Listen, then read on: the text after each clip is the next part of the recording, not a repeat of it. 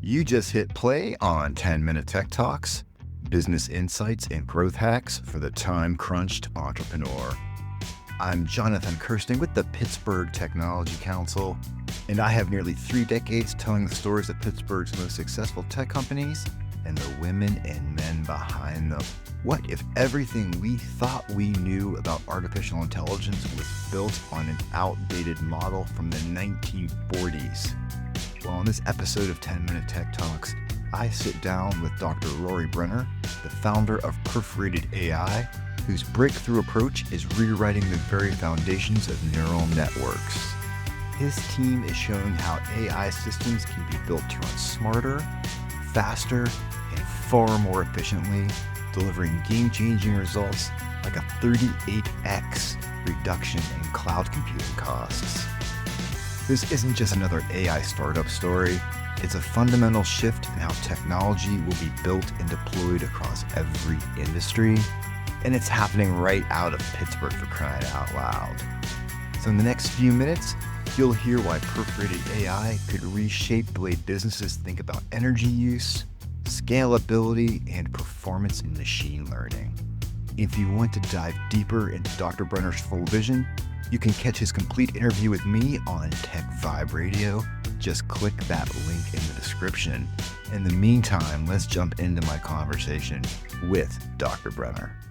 So a lot of people think that AI it's built on this algorithm called an artificial neural network. Right. And lots of people think that this is a modern innovation because ChatGPT is what really brought AI into so many people's lives. Exactly. But yeah, the original artificial neuron was invented in 1943, based on 1943 neuroscience, and it's just never been updated. And what we're doing is bringing these new understanding of how much more complex the individual biological neuron is, and bring those ideas into AI. And just like the results we're getting is just because of how much more advanced this new form of the neuron is. So the original concept is like kind of like an off-on switch almost, right? Like it's like a click, where now you're looking at like many different nerve endings flowing into. Yeah, you could definitely think of it that way. Okay. Like the click, to get a little technical, is like the idea of a non-linearity, where like you add a bunch of stuff together and then there's one click if enough stuff has been added. Gotcha. And what we now know in biological systems is that there's one final click, but there's a ton of additional clicks happening within the dendritic tree. And what we're doing is bringing all those extra clicks before you get to the main click. So what does that mean when bringing all those extra clicks? I'm thinking there's more efficiency, a smaller footprint, less energy, like all the above, none of the above, like you're an idiot, Jonathan. Yeah, so the metaphor I often use to answer that question is AI is an intelligent decision-making system. And right now we're kind of building these AI models with neurons that have the equivalent intelligence of a toddler. And if you put together 100 million toddlers and give them all a very simple assignment, you get ChatGPT.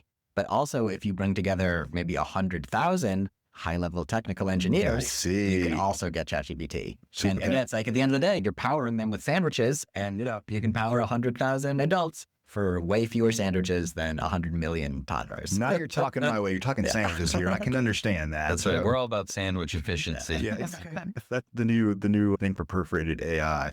And so tell me about the name Perforated AI. What does that mean? I'm thinking lots of holes. Yeah, the holes is the metaphor. Gotcha. So the way you train an AI model is you pass your data in at the beginning of the model, and it like flows through the model at the end, just like a pipe will flow. Gotcha. And then at the end, an error gets calculated, and that error then flows backwards through the network.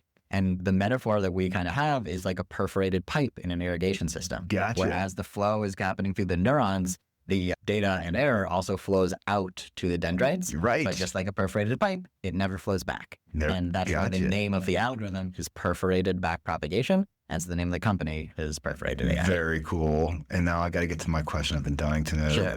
In the lieu of sandwiches, we were talking about, you got this great pie-shaped logo. I want the t-shirt, man. It's cool. So what's up with that? Yeah, so kind of just shorthand, Perforated AI, PAI. And then we liked the little catchphrase maybe 2 years ago talking about easier, smaller, cheaper models, easy as pie. Very, very cool. And so we got a couple minutes before break. Before we do that, though, I just want to learn more about the company. So you got Ralph here doing communications work for you. Who else is on your team? Mm-hmm. Yeah, we just got our COO, Aaron, who has been amazing so far. Very cool. And right now you're like in a beta phase, so you're actually looking to partner with people to actually apply your technology onto their systems to see what kind of an impact it can make. Exactly. Okay. Yeah, so we have all these amazing academic settings, and we're just now starting to get our first industry pilots going. And yeah, definitely Awesome. want to talk to as many industry people as we can who are working with machine learning and PyTorch. And who isn't doing that now? I mean, honestly, I just feel like it's Yeah. cutting across so many industries.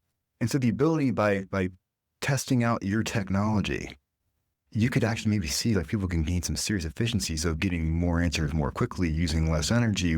Tell me more about what that would mean. Yeah, exactly. So one of the things that a lot of AI companies are doing is they have very specific verticals where we only work with people in healthcare, we only work with people in finance. But yeah, this is like a fundamental update to the world of AI. Exactly. Everybody is doing neural networks. Right. And so we actually have had to like specifically pick our beachhead niche that Okay. we're going for. But Like at it. the end of the day, anyone who's doing machine learning is someone we want to be talking to eventually.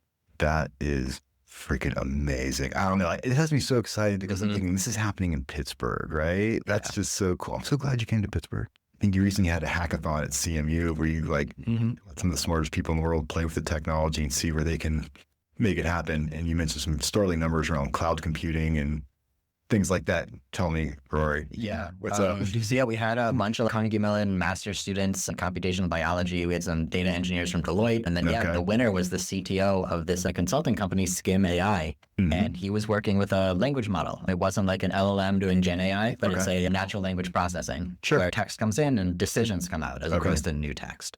But yeah, he works with these all the time with regular clients. And he was able to take a model that he works with constantly and shrink it to be so much smaller and more efficient that when deployed to Google Cloud, it reduced the cost of processing text and data by a factor of 38x. So you said 38. First of all, I thought 38%, which I thought was pretty impressive. But you said no 38x, and you're like, yeah, a lot.